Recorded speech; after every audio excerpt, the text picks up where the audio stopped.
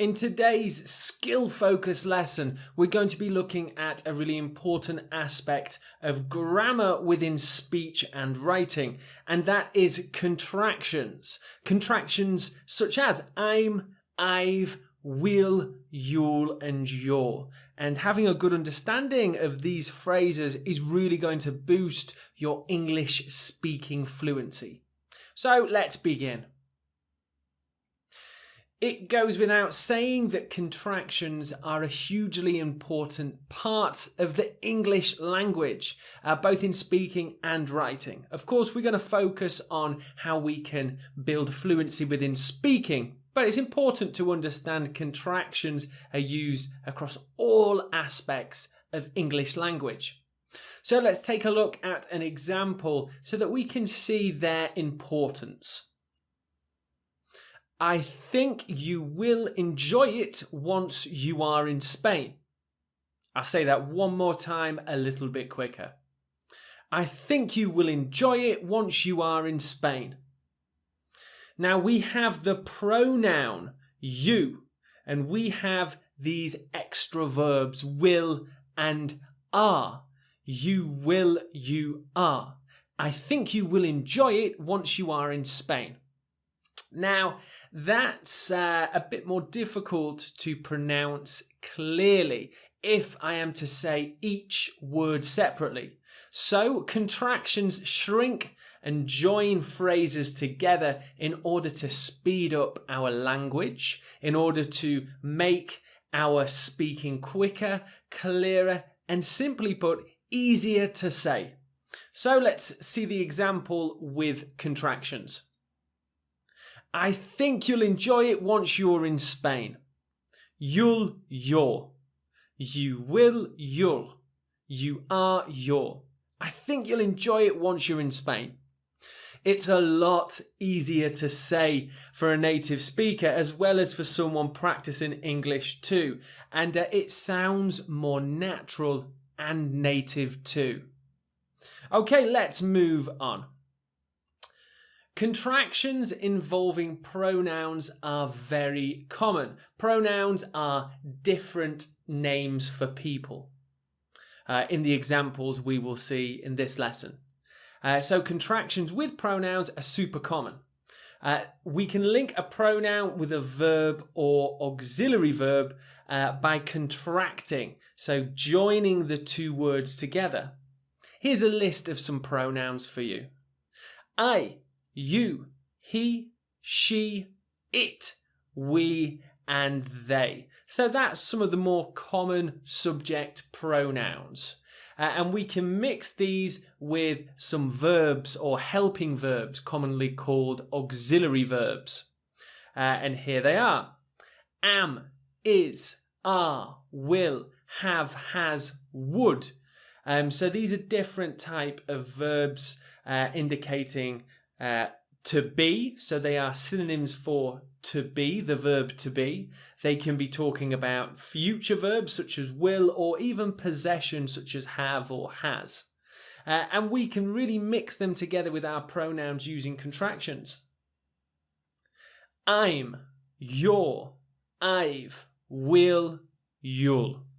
So let's go through them each, starting at the top. I am, I'm. You are, you're. I have, I've. We will, and a last one, you will, you'll. So these are the 5 different pronouns and verb contractions that we're going to look at today. Because if you can master the pronunciation and usage of these 5 contractions, it's going to really boost your native speaking skills. So let's go into a live video and walk through some examples using the 5 contractions in blue here. So we'll begin this live speaking video with I am, I'm.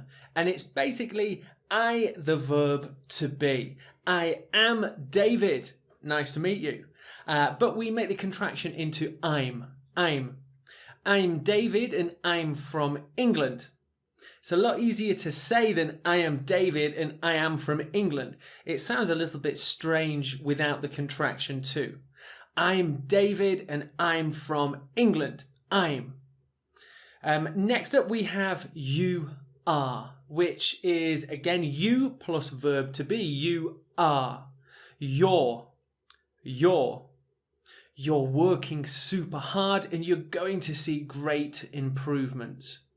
You are working super hard and you are going to see excellent improvements. It's much easier again to say with the contraction. You are, you're.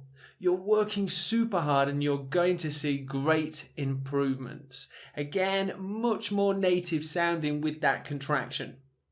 Now we have I have, which we contract into I've. I have, I've.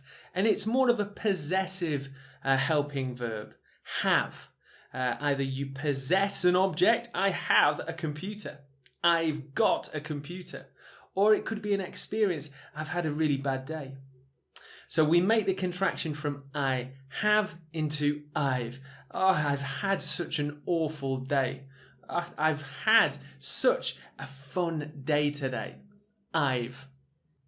We'll now move on to the pronoun, talking about yourself and including others. We plus the verb will, which indicates an action in the future. So we're talking future tense now. We will, will. Almost sounds like the wheel of a car. We will. We'll really need to exercise tomorrow. We'll really need to exercise tomorrow. We will. And sticking to future tenses, we now will move on to you will, which contracts into you'll. Almost through the bottom of the throat, you'll. You'll really need to concentrate to understand that sound. You'll really need to study hard. Here's another example. You will, you'll. You'll really want to visit London if you go to the UK. You'll really want to do something. You'll. So you will becomes you'll. Okay, so that is the end of some examples for our 5 contractions with pronouns and verbs mixed together. If you've got any questions about any of the content, the examples, the skills we've learned during this lesson, go straight to the Q&A feature and drop me a message there. Either myself or another student will come and we can have a conversation about your English language learning. See you in the next lesson.